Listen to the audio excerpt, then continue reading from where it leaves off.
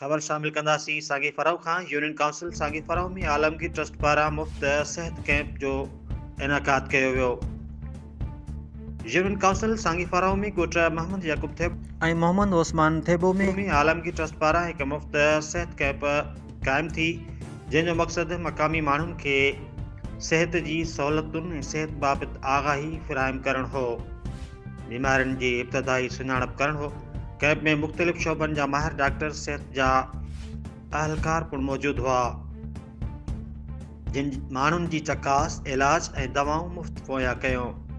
Camp जो इफ़्तिताह इंतज़ाम एहतमाम मक़ामी समाजी शख़्सियत चाचा मोहम्मद हारून थेबो साहब, सजाद अली थेबो, मशूक अली थेबो साहिब पारां कयो वियो, जॾहिं त मेज़बानी साईं शाहजहान शाह साहब ऐं संदन फर्ज़ंद साईं सैयद जहानियान शाह साहब कई।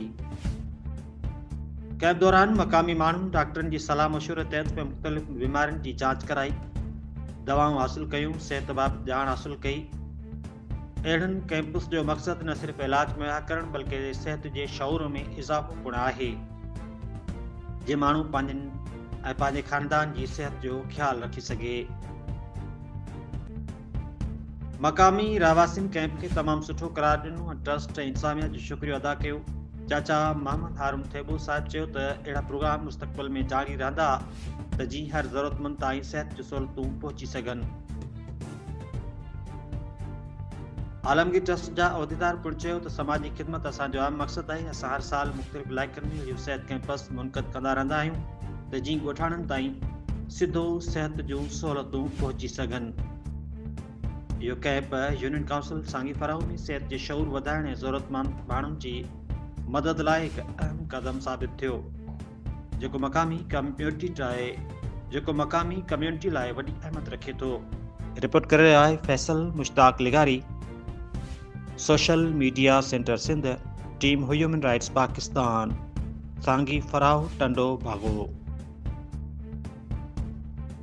तव्हां अॼु आलमगीर ट्रस्ट कैंप में तव्हांखे दवा मिली आहे? तव्हांखे मतिलबु डॉक्टरनि छा ॿुधायो त छा तव्हांखे कहिड़ी बीमारी हुई? जी जी हा, इन हवाले खां डॉक्टर साहब सही नमूने ॾिठो, चेकअप कयो ऐं दवाऊं वग़ैरह ॾिनियूं आहिनि। जी असां थोराइता आहियूं साईं शाहजहान शाह ऐं साईं जहानियान शाह जा, जेका असांजे ॻोठ में कैंप लॻाई ऐं ग़रीबनि खे दवाऊं मुफ़्त तक़सीम कयूं। असांजा वॾा थोरा आहिनि असांखे। बरसाति जे बोर्ड हुजे हिननि हर वक़्तु असां साथ ॾिनो आहे। वॾा थोरा आहिनि हिननि जा। साईं शाहजहान शाह, साईं जहानियान शाह, उन्हनि ॿिन्ही जा असांखे थोरा आहिनि रख लाइ। Thank U.